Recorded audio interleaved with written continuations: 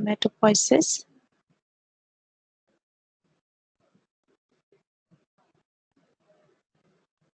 So hematopoiesis is a process of blood cell formation.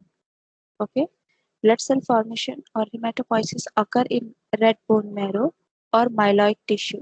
कहाँ पे form होता है? या फिर रेड बोन मैरो में ब्लड फॉर्मेशन होता है, या फिर माइलॉइड टिश्यू में होता है. Fine.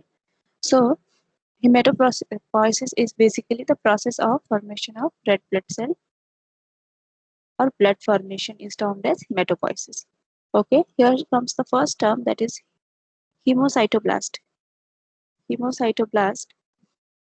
Now what is hemocytoblast? All the formed elements arising from a common type of stem cell, the hemocytoblast. ठीक है, जितने भी हमारे रेड ब्लड जो ब्लड के कंपोनेंट्स बनते हैं, जितना भी रेड बनता है, जो स्टार्टिंग फॉर्म होता है उसको क्या बोलते हैं? hemocytoblast. Okay, so all the formed elements arising from a common type of stem cell, that is called the hemocytoblast. अब hemocytoblast जैसे मतलब ये बेसिकली hemocytoblast क्या है? जहाँ से ब्लड फॉर्मेशन होता है. ठीक है, जो जो न्यूली फॉर्म ब्लड सेल जहाँ से फॉर्म होता है वो हो गया hemocytoblast. वो साइट है, ठीक है, वो जगह जहाँ से फॉर्म होता है.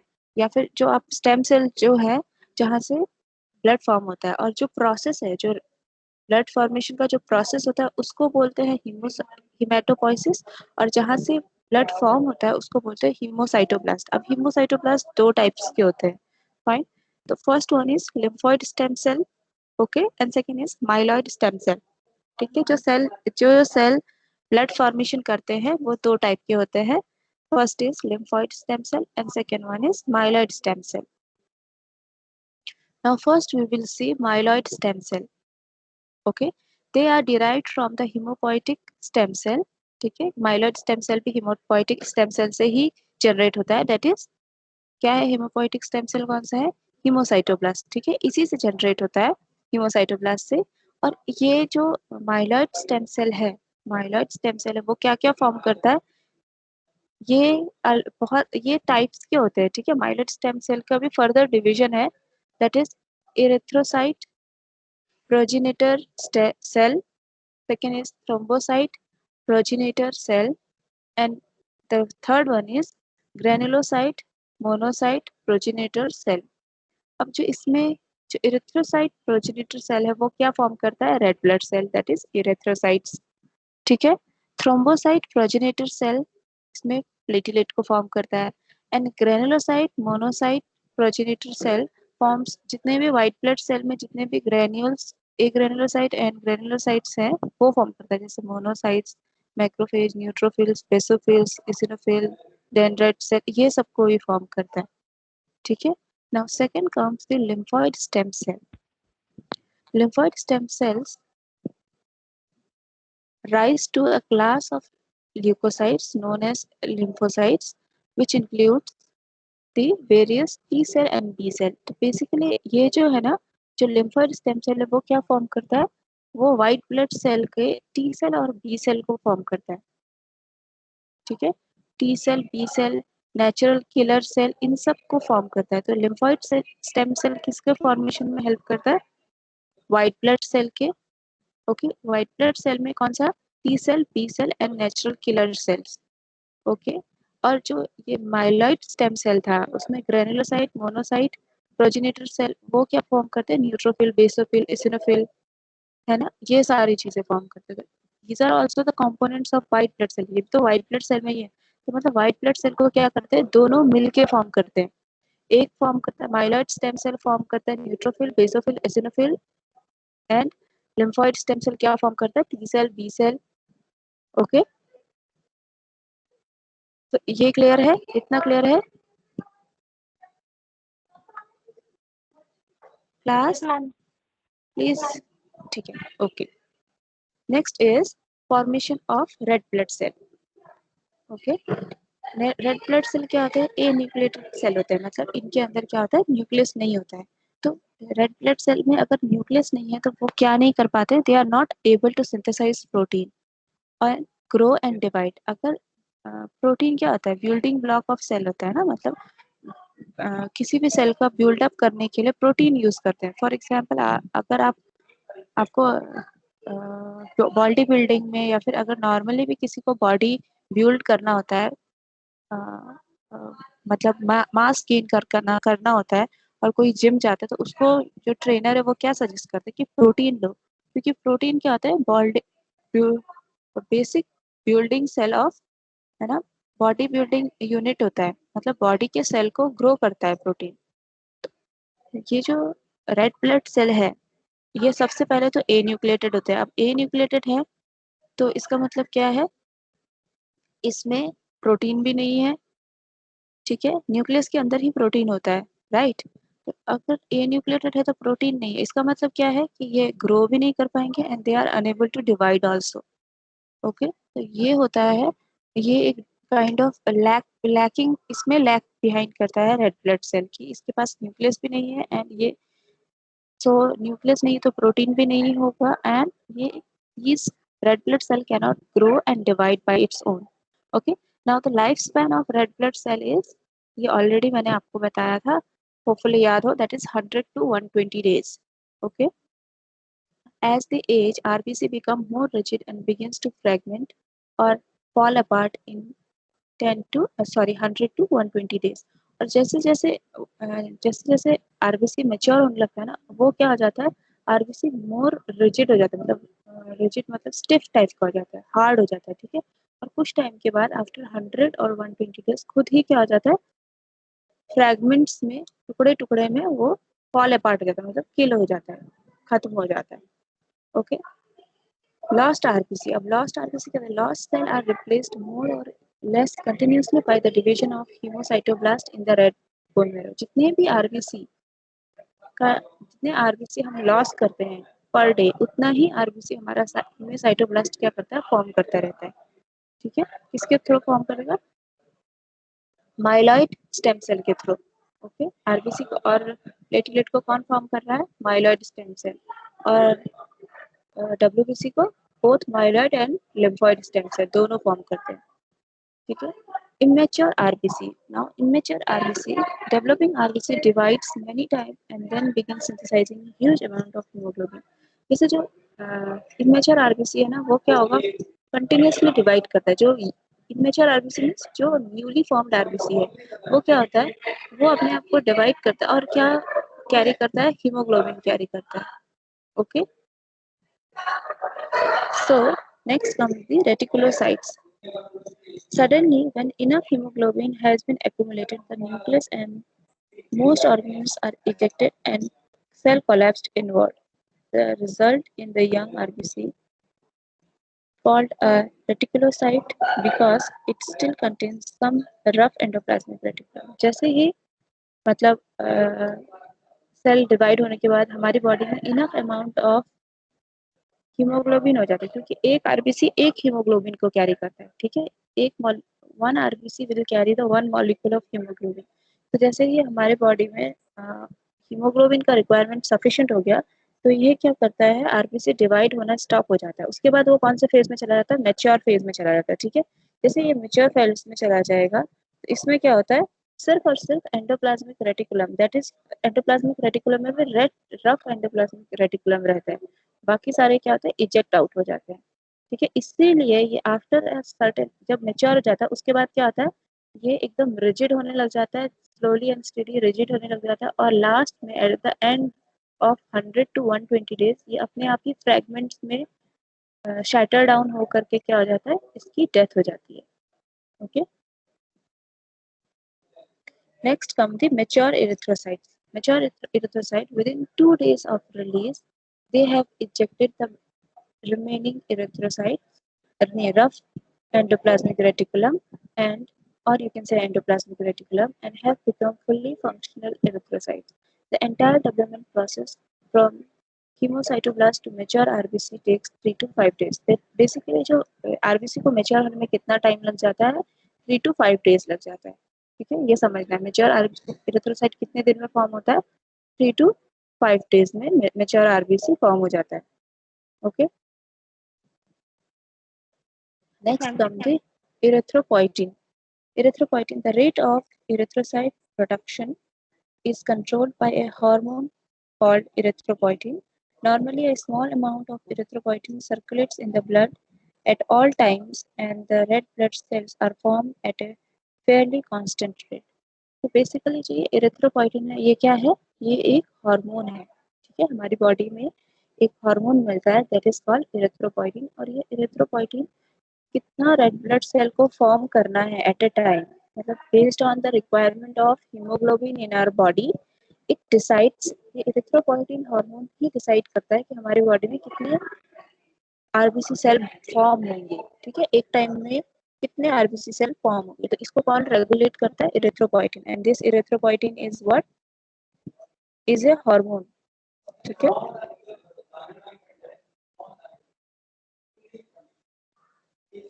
Yes, ma'am. Control of RBC production.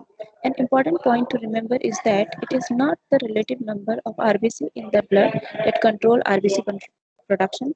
Control is based on the ability to transport enough oxygen to meet the body's demand. देखो, हमारे बॉडी में ना आरबीसी का प्रोडक्शन को कौन कंट्रोल करता है? बेस एक तो इरेथ्रोपोइटिन कंट्रोल करता है, ठीक है, हमने अभी अभी देखा।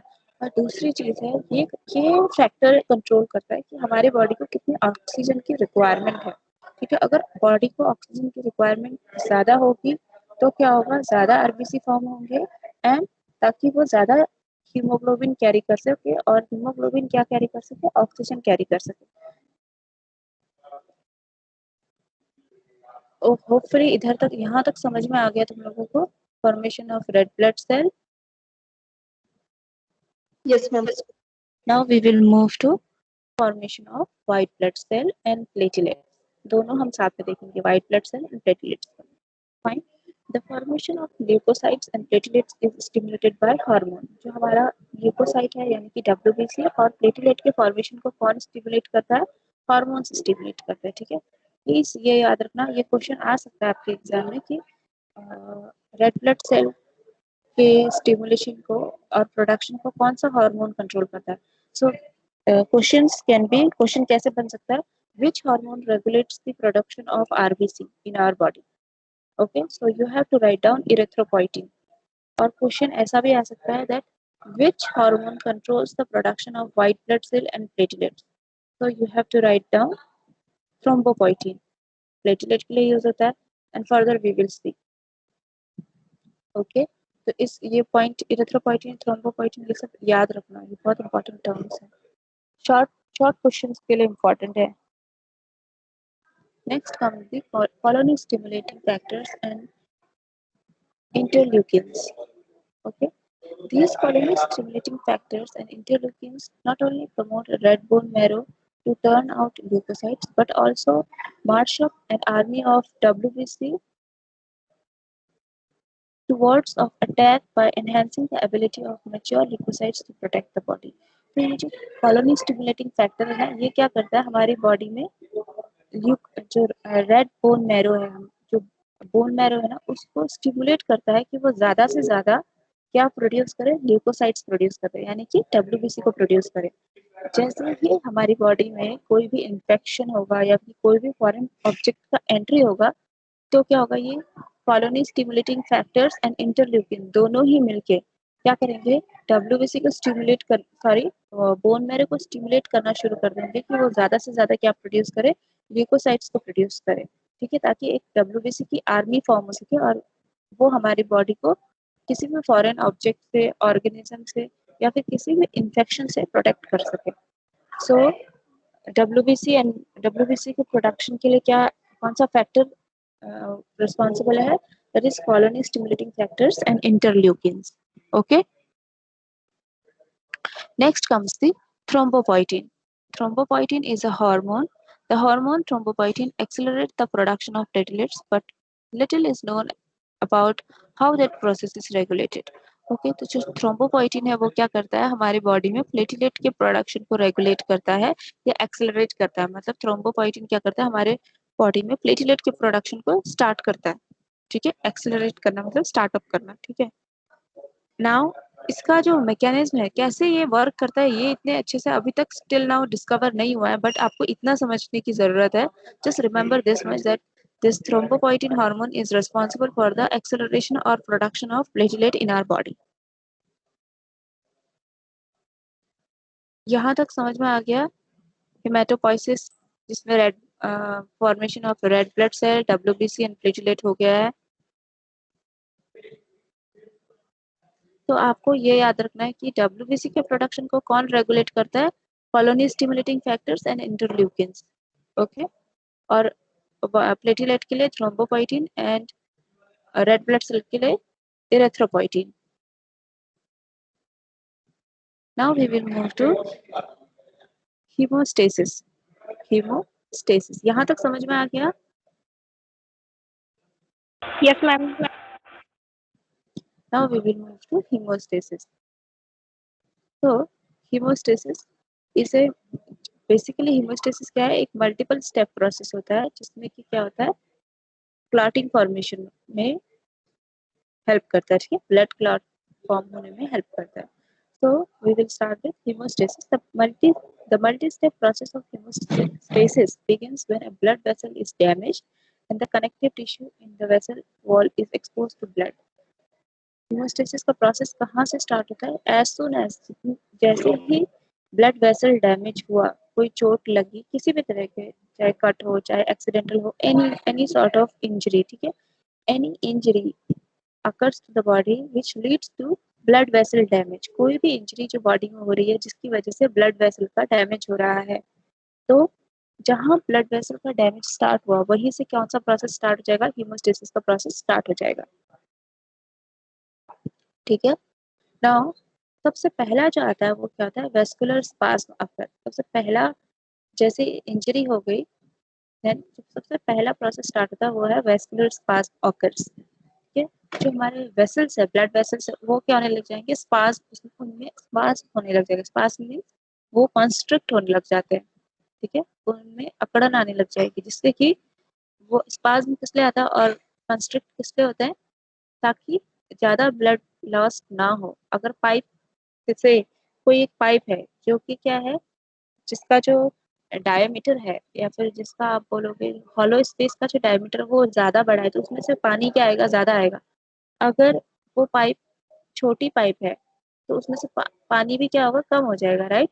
अगर आप उस पाइप को कॉन्स्ट्रिक्ट कर दोगे तो क्या होगा? उसमें से जो पानी निकल रहा है वो भी कम पानी निकलेगा. तो वैसा ही सेम हमारे ब्लड वेसल्स में भी होता है. Blood vessels are like a pipe. अगर ब्लड वेसल कॉन्स्ट्रिक्ट हो जाएंगे तो ब्लड भी क्या होगा? कम निकलेगा उसमें से. Okay. The immediate response to blood vessel injury is vasoconstriction. ठीक है, वेस्कुलर स्पाज्म भी बोल सकते हो और vasoconstriction, which causes that the blood vessel to go into spasm. The spasm narrows the blood vessels, decreasing blood loss until clotting can occur. जो मैंने अभी समझाया वही लिखा हुआ है, that ब्लड वेस्कुलर स्पाज्म क्या होता है? जैसे ही ब्लड वेसल में इंजरी होती है तो सबसे पहला जो स्टेप स्टार्ट होता है वो होता है वेसोकंस्ट्रिक्शन का. यानी कि हमारे वेसल्स अपने आप कंस्ट्रिक्ट होने लग जाते हैं. ठीक है, और ये कंस्ट्रिक्ट इसलिए होते हैं कि जो ब्लड लॉस है उसको डिक्रीज कर सके, और कब तक के लिए डिक्रीज कर सके? जब तक कि ब्लड क्लॉटिंग स्टार्ट नहीं होता है. तो इससे क्या होता है कि ब्लड लॉस भी कम हो रहा है और एक तरफ से ब्लड क्लॉटिंग के लिए भी टाइम मिल जा रहा है. Fine. Next comes the platelet plaque formation. जो दूसरा स्टेप होता है वो है प्लेटलेट प्लेक फॉर्मेशन. जैसे ही injury to the lining of vessels exposes collagen fibre, platelets adhere to the damaged site and platelet plaque formation. जैसे ही जैसे ये वेस्कुलर स्पाज्म वगैरह की इंजरी हुई, वेस्कुलर स्पाज्म हुआ, अब क्या होगा? वहां पे कोलेजन फाइबर्स रिलीज होने लग जाते हैं, जिससे कि क्या होगा? प्लेटलेट्स क्या करेंगे? डैमेज साइट में चिपकने लग जाएंगे. एडहेयर मींस स्टिक ऑन होता है. ठीक है, they start platelets start adhering on the damage site. जहाँ पे डैमेज हुई है या फिर जहाँ पे इंजरी हुई है उस साइट में प्लेटलेट्स क्या होने लग जाते हैं? एडहेयर होने लग जाते हैं, यानी कि चिपकने लग जाते हैं. ठीक है, स्टिक ऑन होने लग जाते हैं. और ऐसे करके क्या होता है? जैसे platelet one by one they will start adhering on that place, on that site. क्या होगा कि एक प्लेग, जैसे कि आप कोई भी एक चीज को जमा करना शुरू, वहां पे क्या होता है, वो उसका एक वो हो जाता है ना, मतलब वन अपन अनदर, एक के ऊपर एक जमा होने लगते हैं। तो प्लेटलेट क्या हो गया, अब जमा होने लग जाते हैं उस जगह पे जहाँ पे इंजरी हुई है, उस जगह पे now what start happening, platelet plaque formation हो जाएगा। ठीक है, क्योंकि क्या हो रहा है, a lot of platelets had started adhering to the damage site, जहाँ पे डैमेज हुआ है उस जगह पे बहुत सारे प्लेटलेट क्या होने लगे हैं, जमा होने लगे हैं। तो वहां पे क्या हो जाएगा, प्लेटलेट प्लेग फॉर्मेशन होने लग जाएगा। Next comes the coagulation event occurs. अब क्या है, जैसे ही प्लेटलेट का प्लेग फॉर्मेशन हो गया, ठीक है, एक प्लेग टाइप का बन के वहां पे ब्लड लॉस स्टॉप हो गया। अब क्या होगा, at the same time the injured tissue are releasing tissue factors, substance that plays an important role in clotting।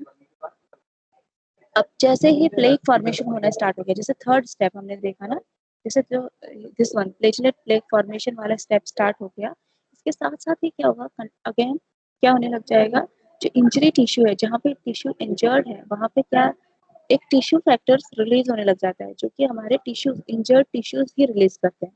ठीक है, और ये जो टिश्यू फैक्टर है, that also plays an important role in clotting formation. ठीक है, ब्लड क्लॉट फॉर्म करने में ये जो टिश्यू फैक्टर्स है, वो भी बहुत इंपॉर्टेंट रोल प्ले करते हैं। दिस जो क्लॉटिंग फैक्टर रिलीज हो रहा है, वो है PF three clotting factor release होता है। ठीक है, now a phosphide that contain sorry now a phospholipid that coats the surface of the platelets interact with TF, vitamin K, and other blood clotting factors. This prothrombin activator converts prothrombin present in the plasma to thrombin, an enzyme. Thrombin then joins soluble fibrinogen protein into long hair-like molecules of the insoluble fibrin, which forms the meshwork that wraps RBC and forms the basis of the clot. Within the R, the clot begins to retract, squeezing serum from the mass and pulling the ruptured clot edge of the blood vessels closer together। अब इसके बाद क्या हो गया, जैसे हमने यहाँ तक देख लिया कि टिश्यू फैक्टर रिलीज हुए। ठीक है, अब ये टिश्यू फैक्टर किस चीज में हेल्प करता है, फर्दर क्लॉटिंग में हेल्प करता है, और ये क्या रिलीज करने में हेल्प करता है, पीएफ थ्री क्या है, एक फॉस्फोलिपिड है। ठीक है, अब ये फॉस्फोलिपिड क्या करता है, इसका ये फॉस्फोलिपिड भी जमा होने लग गया जहाँ पे इंजरी हुई है। ठीक है, इंजरी जहाँ पे हुई थी वहां पे क्या क्या वहां पे क्या फॉर्म हुआ था, प्लेटलेट प्लेग फॉर्मेशन हुआ था ना। अब ये फॉस्फोलिपिड दैट इज पीएफ3 प्लेटलेट के साथ में मिलकर के क्लॉट फॉर्मेशन करने लग जाता है सरफेस में। ठीक है, और ये किसके साथ, जैसे टिश्यू फैक्टर, अब ये तीन चीज साथ में वर्क करेंगे, टिश्यू फैक्टर, विटामिन के किस चीज के लिए हेल्प करता है, अगेन क्लॉट फॉर्मेशन के लिए हेल्प करता है, क्लॉटिंग में हेल्प करता है। तो टिश्यू फैक्टर, विटामिन के, और जो भी and other blood clotting factors, और जो बाकी ब्लड क्लॉटिंग फैक्टर्स है दैट इज प्रोथ्रोम्बिन। ठीक है, वो क्या, प्रोथ्रोम्बिन एक्टिवेटर क्या कन्वर्ट करता है, प्रोथ्रोम्बिन को थ्रोम्बिन में कन्वर्ट कर देता है। ठीक है, प्रोथ्रोम्बिन को थ्रोम्बिन में कन्वर्ट कर देता है, और ये थ्रोम्बिन क्या होता है, एक एंजाइम है। ओके, थ्रोम्बिन एक एंजाइम है, जो कि थ्रोम्बिन जब इन कांटेक्ट विद फिब्रिनोजन आएगा तो वो क्या करेगा, थ्रोम्बिन और फिब्रिनोजन मिला करके हेयर लाइक मॉलिक्यूल फॉर्म करने लग जाते हैं। जैसे बाल बाल के स्ट्रक्चर होता है ना हम लोगों का, hair like thin thin fibres form करने लग जाएंगे, जिसको क्या बोलते हैं, हेयर लाइक मॉलिक्यूल्स बोलते हैं। और अब ये क्या करते हैं, ऐसे हेयर लाइक स्ट्रक्चर ना जाली जैसा बना देते हैं। ओके, और एक मैश वर्क स्टार्ट कर देखो, यहाँ पे लिखा है which forms the mash work. ठीक है, which forms the mash work, और अब ये जो मैश बन गया है, जाली जैसा बन गया है, हेयर का जाली जैसा जो बन गया है, वो क्या करेगा, रेड ब्लड सेल को या आरबीसी को बाहर निकलने से रोक देगा। ठीक है, यानी कि ब्लड लॉस क्या हो जाएगा, स्टॉप हो जाएगा, और वहां पे क्या फॉर्म हो जाएगा, ब्लड क्लॉटिंग स्टार्ट हो जाएगा। ठीक है, अब कुछ कुछ घंटों के साथ, कुछ घंटे में ही, विद इन द आवर, मतलब एक घंटे के अंदर ही अच्छे से क्लॉट बन जाता है। ठीक है, और उसमें क्या होता है, सीरम भी जनरेट होने लग जाता है ऊपर से। अब ये सीरम जनरेट होने का मतलब है कि जो हमारा जो वेसल्स रप्चर हुए थे, इंजरी, जहाँ जिन वेसल्स में इंजरी हुई थी, वो अब ठीक होना स्टार्ट होंगे। तो ये सीरम किससे एक्टिवेट होता है, उसको ठीक करने के लिए। ओके, ये इतना समझ में आया, ये क्लॉटिंग इवेंट्स अकर वाला समझ में आया? Yes ma'am. ठीक है, okay then. So this was all about today's class. हमने क्या क्या देख लिया है? We have seen this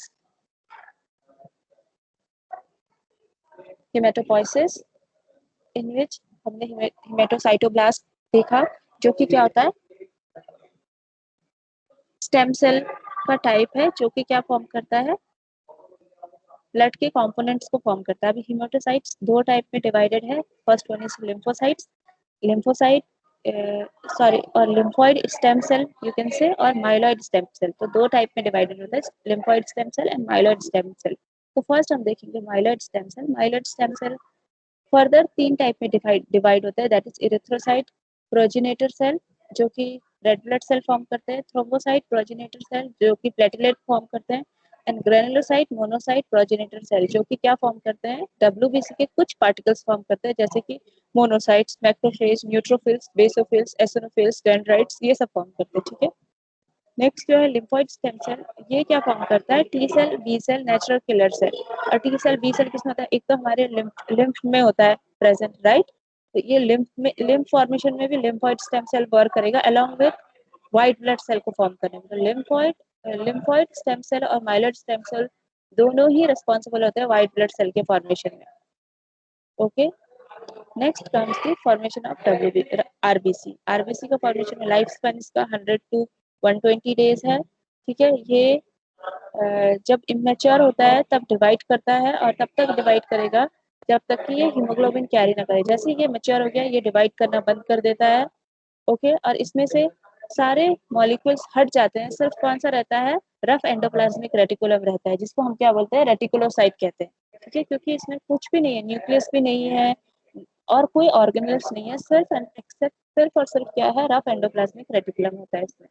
अब जो मेच्योर एरिथ्रोसाइट कितने दिन में फॉर्म होता है, 3 to 5 डेज में फॉर्म हो जाता है। एरिथ्रोपोइटिन एक ऐसा हार्मोन है जो कि रेड ब्लड सेल फॉर्मेशन को रेगुलेट करता है। ठीक है, जितना हमारी बॉडी में रिक्वायरमेंट है उसके हिसाब से रेड ब्लड सेल को फॉर्म करेगा हमारी बॉडी के लिए। तो erythropoietin is a hormone which regulates the formation or production of red blood cell in our body.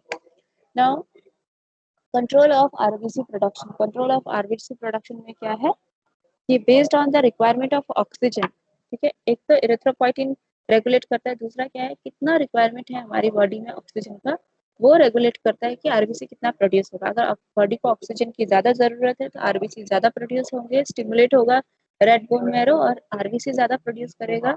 ठीक है, और अगर बॉडी की रिक्वायरमेंट ज्यादा नहीं है, ऑक्सीजन की नॉर्मल है, तो रेड ब्लड सेल को ज्यादा फॉर्म करने की जरूरत नहीं है। Next comes the formation of white blood cell and platelets. White blood cell में के फॉर्मेशन के लिए कौन रिस्पॉन्सिबल है, एक कॉलोनी स्टिमुलेटिंग फैक्टर होता है और इंटरल्यूकिन होता है। जैसे ही हमारी बॉडी में किसी तरह का इन्फेक्शन होगा, किसी भी फॉरेन ऑब्जेक्ट का एंट्री होगा, तो क्या होता है, ये कॉलोनी स्टिमुलेटिंग फैक्टर और इंटरल्यूकिन दोनों ही साथ में अलर्ट हो जाते हैं। ठीक है, और ये क्या करते हैं, ये रेड बोन मैरो को अलर्ट कर देते हैं या स्टिमुलेट करना शुरू करते हैं कि वो व्हाइट ब्लड सेल और ल्यूकोसाइट को फॉर्म करे, ताकि हमारे बॉडी को डिफेंस करने के लिए रेडी कर सके। तो डब्ल्यूबीसी फॉर्मेशन में किसी हॉर्मोन्स का रिस्पॉन्सिबिलिटी नहीं होता है, इसमें होता है कॉलोनी स्टिमुलेटिंग फैक्टर, इंटरल्यूकिन्स का रिस्पॉन्सिबल होते हैं। ठीक है, next is platelet formation. Platelet formation के लिए कौन रिस्पॉन्सिबल होता है, thrombopoietin. This is also a hormone which regulates the formation of platelets. अब थ्रोम्बोपोइटिन का जो एक्चुअल प्रोसेस है वो till now it's not clear, अभी तक क्लियर नहीं है, बट आपको सिर्फ ये याद रखना है कि thrombopoietin is a hormone which is responsible for the production or acceleration of platelets in our body. Hemeto hemostasis में क्या होगा, फर्स्ट स्टेप है इंजरी होगी, देन होगा वेस्कुलर स्पाज्म। ये पिक्चर में देख लो, वेस्कुलर स्पाज्म होगा, यानी कि वेसल कंस्ट्रिक्शन, वेसल्स कंस्ट्रिक्ट करेंगी इस स्टेप में, फर्स्ट स्टेप में। देन सेकंड स्टेप में क्या होगा, प्लेटलेट प्लेक फॉर्मेशन। वहां पे जहाँ पे इंजरी हुई है वहां पे प्लेटलेट जमा होने लग जाएंगे। प्लेटलेट इतने जमा हो जाएंगे कि वो उसको ब्लॉक कर देंगे उस साइट को, तो उसको बोलते हैं प्लेटलेट प्लेक फॉर्मेशन।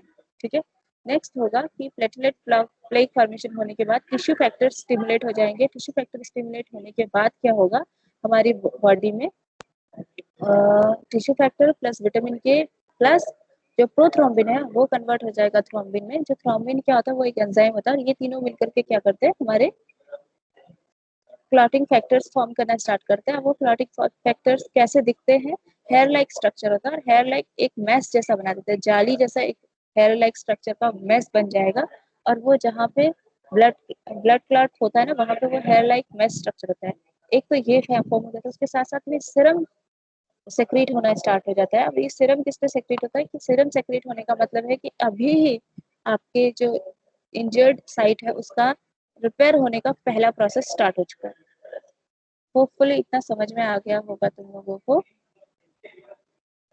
कोई डाउट है यहाँ तक में तो आप मुझे पूछ सकते हो। हम लोग नेक्स्ट क्लास में ब्लड ग्रुप एंड ट्रांसफ्यूजन देखेंगे, एंड लास्ट क्लास में हम देखेंगे blood clotting factors. So till now यहाँ पे कुछ अगर आपको डाउट है तो पूछ लो, मैं तब तक अटेंडेंस ले रही हूँ।